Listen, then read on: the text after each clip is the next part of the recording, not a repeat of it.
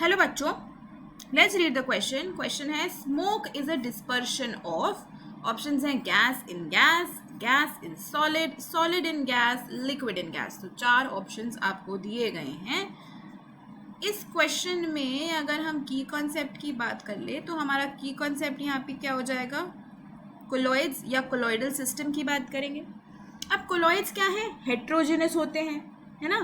जैसे सॉल्यूशंस आपके होमोजेनस होते हैं वैसे ही कोलॉइड्स हेट्रोजेनस होते हैं क्योंकि नॉन यूनिफॉर्म कंपोजिशन होती है. कोलॉइडल सिस्टम में 2 फेजेस होते हैं. एक होता है डिस्पर्स्ड फेज.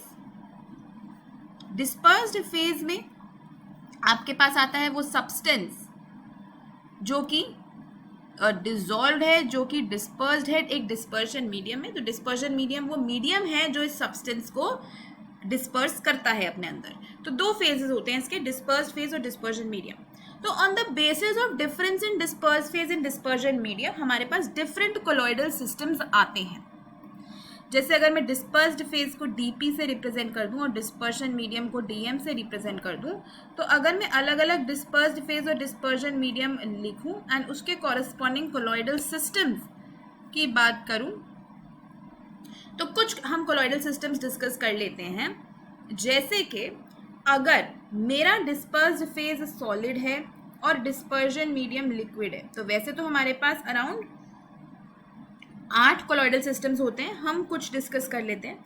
जैसे सॉलिड को अगर आप लिक्विड में डाल रहे हो तो आपका कोलॉइडल सिस्टम का नाम होता है सोल.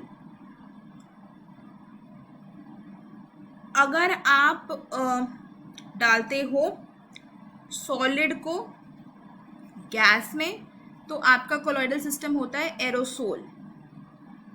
अगर आप डालते हो लिक्विड को लिक्विड में तो बनता है इमल्शन. ऐसे ही एक और डिस्कस कर लेते हैं. अगर आप डालते हो लिक्विड को गैस में, लिक्विड को गैस में डालते हो तब भी हमारे पास एरोसोल ही बनता है. तो अगर बात करते हैं ना स्मोक की, तो स्मोक एरोसोल की कैटेगरी में ही आता है.